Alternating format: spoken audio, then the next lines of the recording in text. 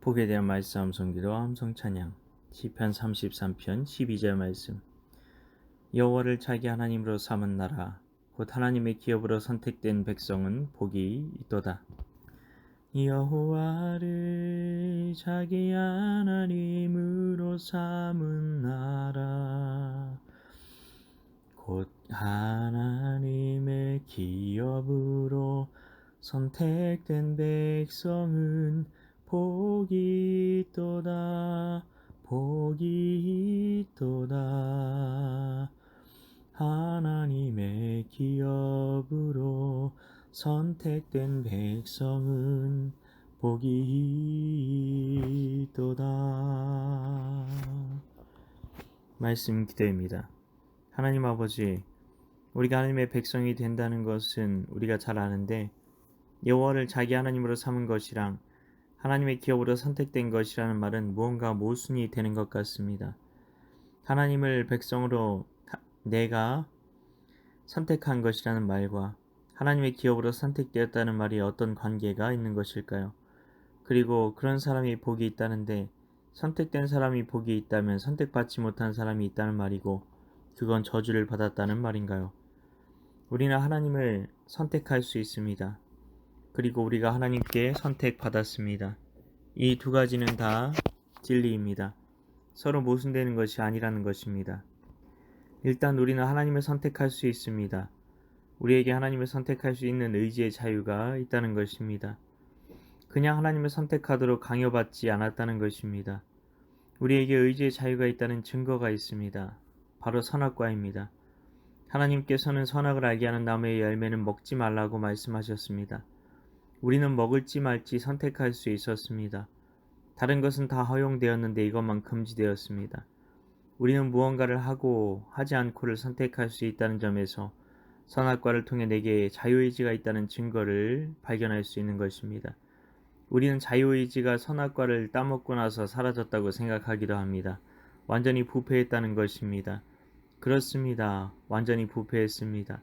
그러나 우리가 죄에게 뿌리를 내리게 되었기 때문입니다. 모든 것이 오염되었기 때문입니다. 그러나 분명한 것은 하나님께서 아담의 아들 가인에게 죄가 문 앞에 엎드려 있으니 너는 죄를 다스리라고 말씀하셨다는 것입니다. 우리에게는 여전히 선택할 수 있는 의지의 자유가 남아 있었다는 것입니다. 예전엔 성령님께서 우리 안에 계셔서 우리의 선택이 기준이 되어 주셨는데 죄로 인해 하나님의 생명이 끊어지게 되었기 때문에 우리에게 창세기에서는 하나님께서 친히 찾아오셔서 말씀해 주신 것이고 이집트에서 탈출하자마자 시내산에서 모세를 통해 하나님께서 우리의 기준이 될 하나님의 말씀을 주신 것입니다. 그 말씀을 통해서만 우리는 하나님과 대화할 수 있는 기도의 주파수를 찾을 수 있게 된 것입니다. 이것이 예언약이었습니다. 하지만 이제는 성령님께서 우리 안에 오셨습니다. 그러면 이제 말씀이 더 필요 없는 것 아닌가요? 범죄 전 상황으로 돌아간 것 아닌가 생각할 수 있습니다. 그러나 그렇지 않습니다. 우리는 죄인이었습니다. 그렇기 때문에 죄에 의해 생각과 감정과 의지가 오염된 채로 성령님께서 우리 안에 오시기 전까지 계속 살았습니다. 그렇기 때문에 성령님께서 우리 안에 오셨지만 말씀을 통해 성령님의 생각과 우리의 생각을 분별하고 나에 대해서는 죽고 말씀을 내 심령에 두는 일을 계속해야 하는 것입니다. 그래서 다윗은 우리가 복받는 삶을 살려면 그 기본이 말씀을 암송하는 것이라고 했던 것입니다. 말씀을 암송해야 우리 안에 기준이 생길 테니까요. 성령님께서 우리 안에 오시고 우리가 말씀을 암송할 때 성령님께서 우리 마음에 말씀을 새기시는 역사가 바로 새 언약입니다.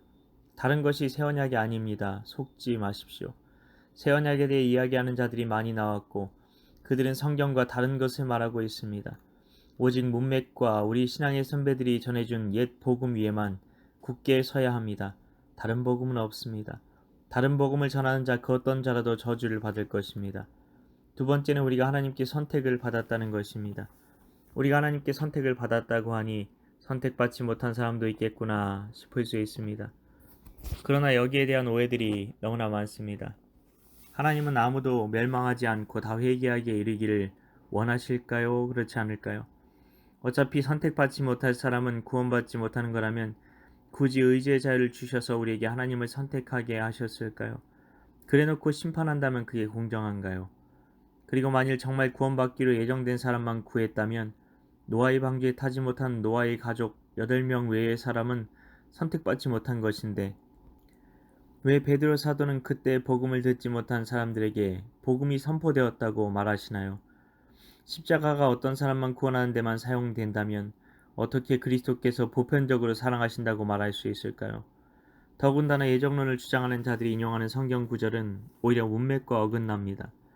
에베소서에 보면 곧 창세전에 그리스도 안에서 우리를 택하사 우리로 사랑 안에서 그 앞에 거룩하고 흠이 없게 하시려고 라는 말씀만 보아도 그리스도 안에서 우리를 택하셨다는 말씀이 어떻게 예정에 대한 구절인가요? 창세전부터 복음을 준비하셔서 복음을 통해 우리를 구원하시기로 구원의 대상이 아니라 구원의 방법을 정하셨다는 뜻이죠.